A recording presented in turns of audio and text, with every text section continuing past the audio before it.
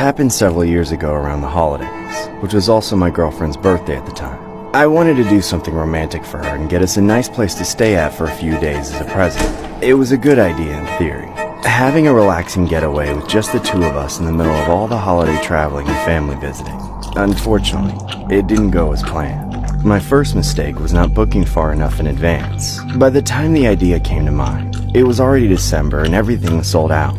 When I didn't have any luck with traditional hotels, I resorted to checking Airbnb. There weren't many Airbnbs available either, but I eventually came across one that was a cottage type, kind of out in the woods. It didn't have a good rating, and the host was this mid-40s decrepit-looking male, but overall he seemed harmless, and it was the only option I had.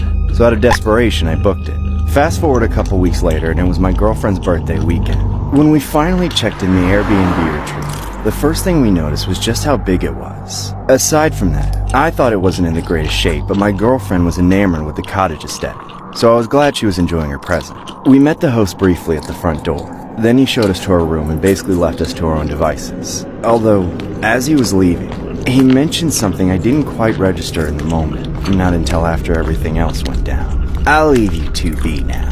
You won't even know I'm here. I'm pretty good at going unnoticed." Thank you. That was weird, right? Meh, at least we have the whole place to ourselves. Yeah, you're right. Come on, let's check out the house. We spent the next few minutes touring the entire house, which took us a while as it was a fairly big property.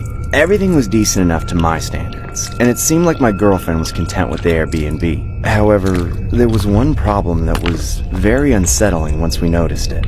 On all the windows in the house, there were no blinds or curtains of any kind. There were rods above the windows which made it obvious that there had been blinds there, but they had all been taken down. There wasn't even a curtain on the window in the bathroom. Obviously at that point, we were a little freaked out and concerned for our privacy. I texted the host and told him this was a serious problem.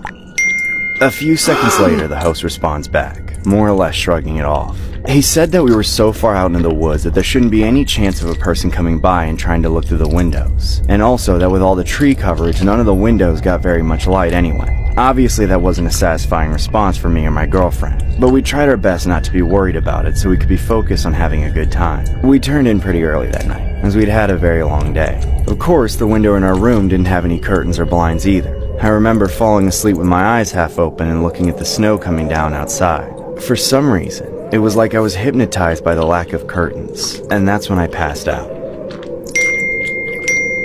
Hours later, around 4 in the morning, I woke to the sound of several notifications coming through my phone. I was very groggy and delirious, but I figured it might be important, so I forced myself to roll over and check it. It was Airbnb messaging me, and when I saw what my phone read, I couldn't believe it. Airbnb was telling me to pack all my belongings and leave the property immediately.